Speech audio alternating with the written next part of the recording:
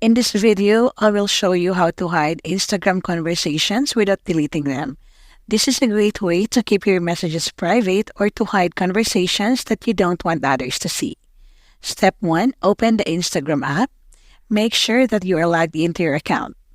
Step 2. Switch to a business profile. This method only works for business profiles or professional accounts.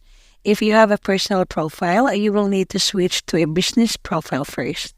To do this, go to your profile and tap on the three lines in the top right corner. Then tap on Settings, Account, switch to Professional Account. Once you're on a business profile or professional account, open the conversation that you want to hide. Then swipe the conversation from left to right for iPhone or long press on Android. A menu will appear. Tap on Move to General.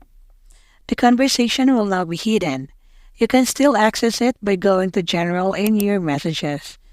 To unhide a conversation, go to General in your messages and swipe the conversation or long press, then tap on Move to Primary.